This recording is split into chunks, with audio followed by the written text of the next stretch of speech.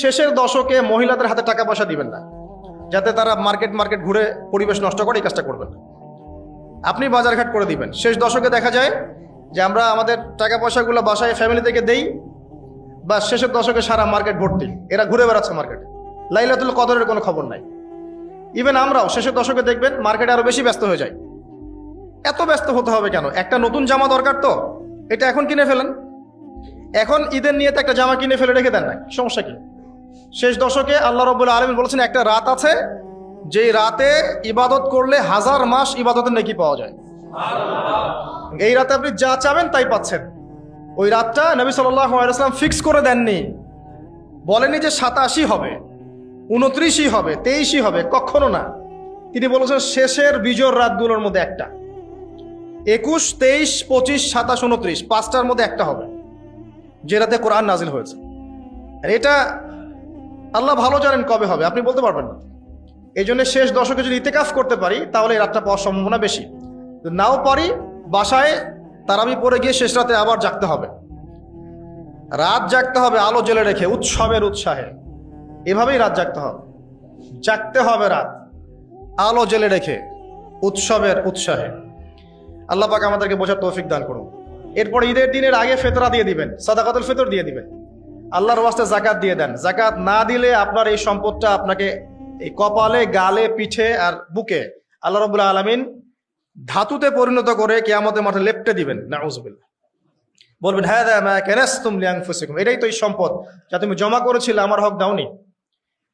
এই রমজান মাসে এই আমলগুলোর মধ্য দিয়ে আমরা তাকওয়া অর্জন করতে পারবো ইনশাআল্লাহ, আল্লাহর ক্ষমা পাবো ইনশাআল্লাহ। এবং আশা করা যায় এই ওসিলায় আল্লাহ পাক আমাদের সবাইকে পরকালেও নাজাত দিয়ে দিতে পারেন।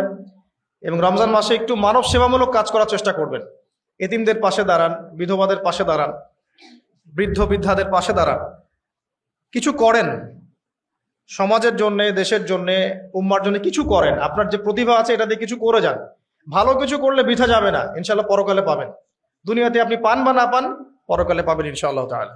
আর আমরা ব্যবসায়ীদেরকে রিকোয়েস্ট করব, শেষ কথা, রমজান মাসে আল্লাহর ওয়াস্তে জিনিসপত্রের দাম বাড়িয়ে দিবেন না, কৃত্রিম সংকট তৈরি করবেন না, সিন্ডিকেট করবেন না, নিত্য প্রয়োজনীয় জিনিসের দাম বাড়িয়ে দিবেন না। এই মাসে বরং দাম কমিয়ে দেন, আল্লাহ আপনার ব্যবসায় বরকত দিবে ইনশাআল্লাহ। এই মাসে যারা কাপড়ের ব্যবসায়ী কাপড় দেন, খাবারের ব্যবসায়ী খাবার খাওয়ান, দাম কমিয়ে দেন, দেখবেন আল্লাহ আপনার রিজিকের দায়িত্ব নিয়েছেন। আপনি আপনার রিজিকের দায়িত্বশীল নন। যদি মনে করেন যে আপনি আপনার রিজিকের দায়িত্বশীল, আপনি শিরক করছেন। একজন ব্যক্তি সুতের চাকরি করছে, সে যদি মনে করে এই চাকরি ছেড়ে দিলে আমার পরিবার চলবে না, আমি চলতে পারবো না, তাহলে ইনডাইরেক্টলি সে বলছে যে সে তার রিজিকের দায়িত্বশীল। সে চলতে পারবে কি পারবে না কে জানে এটা। এমন অনেক মানুষ আছে যাদের কানে এই লেকচারগুলো পৌঁছেছে সুদ সংক্রান্ত, তারা 60,000, 70,000, 80,000 টাকার চাকরি ছেড়ে দিয়েছে, কৃষিকাজ করছে, কফি শপ দিয়েছে, কাপড়ের ব্যবসা করছে। এখন আমাদেরকে মেসেজ পাঠায়, আমাকে বলে ভাই পরিবারে বরকতের শেষ নেই আলহামদুলিল্লাহ। আগে বরকত ছিল না, 1 লাখ টাকা বেতন পেতাম, মা অসুস্থ, বোন অসুস্থ, স্ত্রীর সমস্যা, এই ক্যান্সার, ওই অসুস্থতা, এখন কোনো রোগ নাই, আল্লাহ ভালো করে দিয়েছে। তো আল্লাহ পাক বারাকা দিবেন। হালালে থাকেন আল্লাহর ওয়াস্তে, হারামে যায় না। বেসিক কিছু কাজ করেন, পড়াশোনা করেন, কোরআন তেলাওয়াত করেন, কোরআনটা বোঝার চেষ্টা করেন, নবী সাল্লাল্লাহু আলাইহি ওয়াসাল্লামের সুন্নাহ মতো চলার চেষ্টা করেন, পরিবারের আদর্শটা ঠিক করার চেষ্টা করেন, হালাল খান, মানুষকে ইসলামের দাওয়াত দেন, অমুসলিমদেরকে ইসলামের সৌন্দর্য ফুটিয়ে তোলেন, যাতে করে তারা এই সৌন্দর্য দেখে ইসলামের দিকে আসতে পারে। এবং কারো প্রতি জুলুম করবেন না, অত্যাচার করবেন না, নির্যাতন করবেন না, এবং আত্মঅহংকারে ভুগবেন না যে আমরাই শ্রেষ্ঠ, সবাই বাতিল, এমনটা মনে করবেন না। মুসলিমদেরকে এক মনে করেন, সবাইকে সাথে নিয়ে ইসলামের সৌন্দর্য দিয়ে কোরআন এবং সুন্নাহর সমাজ গঠন করার চেষ্টা করেন। আল্লাহ পাক সবাইকে তৌফিক ইনায়াত করুন, আমিন। আমি এই বলে আমার সংক্ষিপ্ত বয়ান এখানেই শেষ করছি।